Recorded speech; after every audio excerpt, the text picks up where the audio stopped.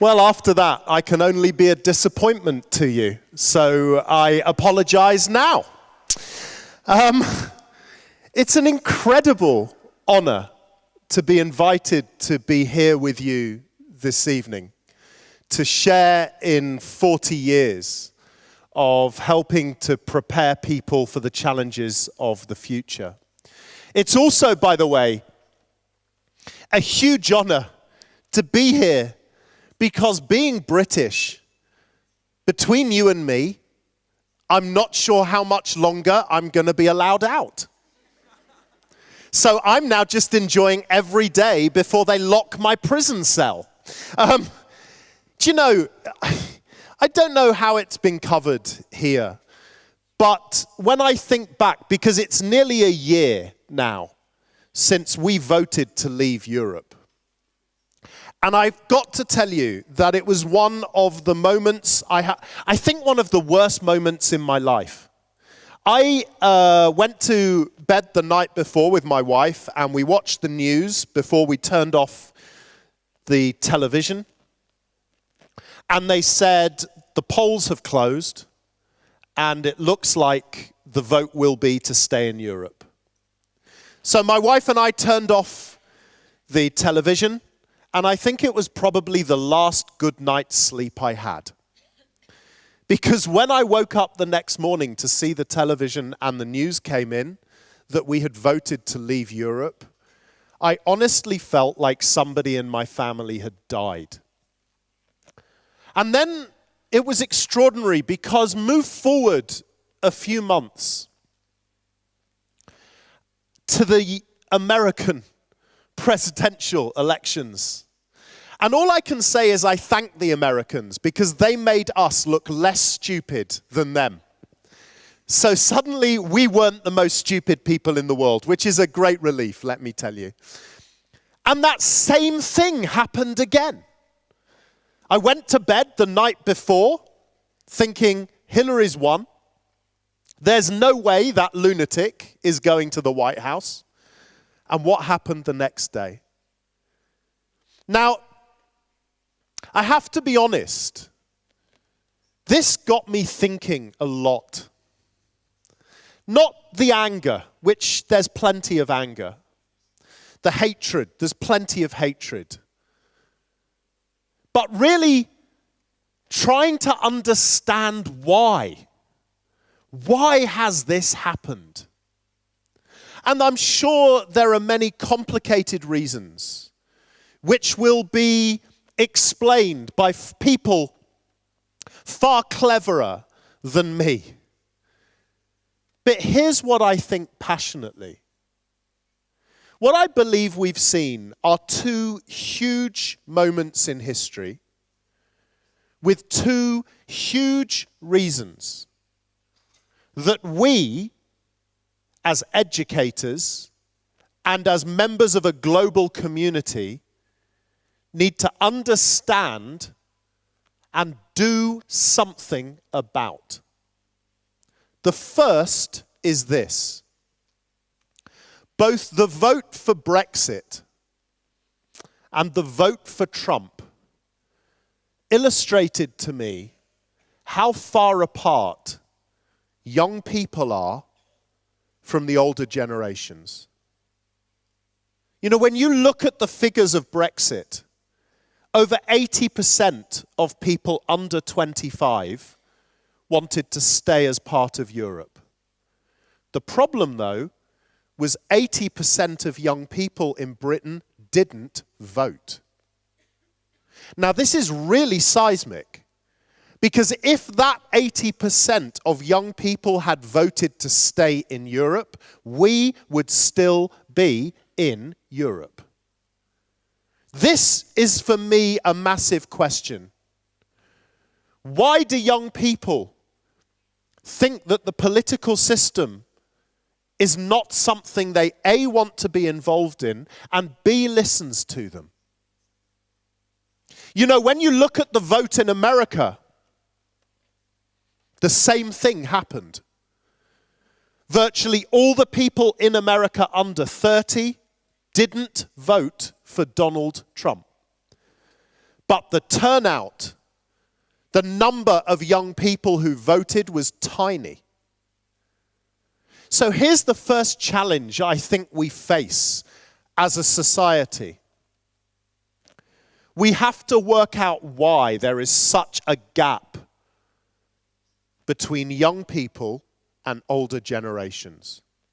We have to work out why it is that young people have become so disillusioned with wider society. Why is there such a massive disconnect? And the second issue is this.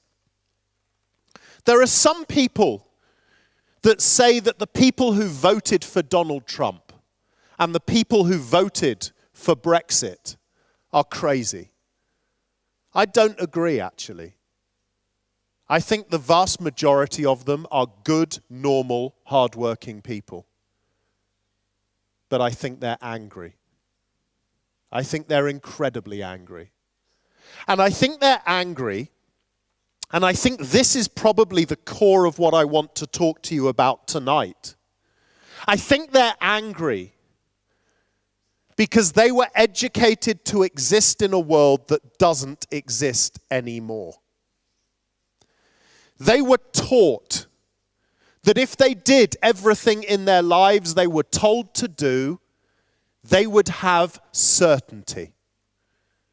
If you think about it, the traditional education system itself is built and designed to help people look for certainty. Think back to your earliest memories of being in school. Why do I have to go to school, Mummy? Because you'll learn things. But why do I need to learn things? Because when you get to big school, yes, big school. When you get to big school, you'll be able to take your exams. And why do I need to take my exams, Mummy? Because they'll mean you can go to university because you've been a very good boy. And what happens when I go to Unibertsitatea? It'll mean that you get a degree. And if you get a degree, yes, you'll have a very good job for the rest of your life. Can I buy sweeties? Loads of sweeties. And a house. And holidays. And you'll have a family. And a pension. And you'll be fine forever. And this is what we told ourselves. And this is what the education system was designed to do. And for many years, it was brilliantly successful. But what we've witnessed, I think, particularly since the financial crisis in 2007, is that has all changed. Now, I don't believe the financial crisis has caused that change, but I think it sped it up. It made it happen faster. But what it's led to is a realization that there is now no certainty. The world is moving too fast. Globalization means that the world is trading and behaving differently. Technology has changed the rules of everything we do. You know, on the way here today, I was saying to somebody, when you think about how fast the world has changed, when students who are leaving school this summer started school, there was no Google, no Facebook, no Twitter, no Instagram, no Snapchat, no Amazon, no Netflix. None of it was here when our kids who are finishing school this year started school. None of it. That's how fast the world is changing. So the idea that we should tell children that education is about promoting certainty is, I think, one of the reasons why we're seeing the revolution now with people like Trump and Brexit. Because people in their 40s and 50s and older were prepared for certainty. They did everything they were told. And now they don't have jobs. and they don't have pensions, and they don't have homes, and they don't have cars, and they don't have sweeties, and they're looking for somebody to blame. And what we're seeing is the anger of a generation that were badly prepared for the world we now live in. And that to me says we cannot allow the same mistakes to happen again. Today has to be the line in the sand.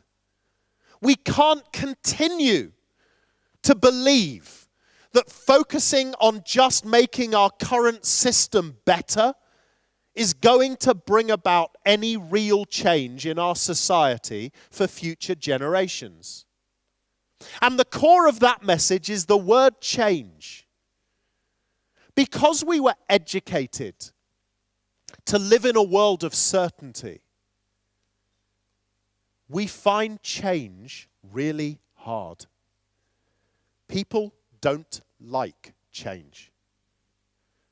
Teachers don't like change. So here's what I want to do this evening. I want to share some thoughts around change, around the future of education, the future of employment, and how we together can collaborate and work together. And after all, if I'm not mistaken, this area right here where we're sat tonight has one of the greatest histories of cooperatives and collaboration of anywhere in the world.